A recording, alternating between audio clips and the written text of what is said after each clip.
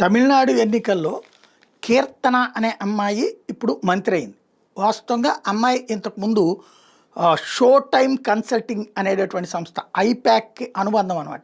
ఐప్యాక్ వాళ్ళు కార్యకలాపాలతో పాటు ఐప్యాక్ తర్వాతన ఈ రాబిన్ వాళ్ళది టీం కదా వీళ్ళకి పనిచేసింది. ఐప్యాక్ జగన్కిను, రాబిన్ టీం ఏమో తెలుగుదేశానికి పనిచేసింది ఆ రోజున. అందులో తెలుగుదేశం పార్టీ కార్యాలయంలోనే ఉండి కార్యక్రమాలు చూసిన అమ్మాయి కీర్తన 4 నెలల పాటు హైదరాబాద్లోనే ఉండి, తర్వాత రేవంత్ రెడ్డికి కూడా తెలుగుదేశం సిఫార్సు మేరకు రేవంత్ రెడ్డికి పనిచేసి పెట్టింది కూడా ఈ అమ్మాయి.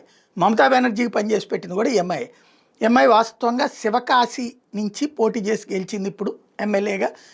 విజయ్ కూడా ఈ అమ్మాయికి ఉన్నటువంటి ఆ నాలెడ్జిని గుర్తించినే కీలక బాధ్యతలు అప్పచెప్పే digital media, electronic media, print మీడియాని ఎలా మేనేజ్ చేయాలి, పబ్లిక్లో ఎట్లాంటి మ్యానిపులేషన్ క్రియేట్ చేయగలగాలని దాంట్లో సిద్ధాస్తురాలు. అందుకనే అమ్మాయికి విజయ్ ఎమ్మెల్యే సీట్ ఇచ్చాడు. వాస్తవంగా విరుదునగర్ ప్రాంతానికి వెళ్ళి సెటిల్ అయిన తెలుగు కుటుంబం అనమాట వీళ్ళది. ఇప్పుడు ఆ అమ్మాయిని విజయ్ గెలిచాక శివకాశిలో 70 ఏళ్ళ ఇంతవరకు అసలు ఆ నియోజకవర్గం పుట్టాక ఒక్క మహిళ గెలవటం అన్నది ఇదే ఫస్ట్ టైం. కీర్తన గెలిచింది. ఇప్పుడు అమ్మాయికి మంత్రి పదవి కూడా ఇచ్చాడు. దీంతో తెలుగుదేశం మంత్రి అంటే అమ్మాయి తెలుగుదేశం మనిషి, తెలుగుదేశం ఆ తెలుగుదేశమే ఇతన్ని గెలిపించింది అన్నటువంటి కోణంలో రాసుకొచ్చింది ఆంధ్రజ్యోతి.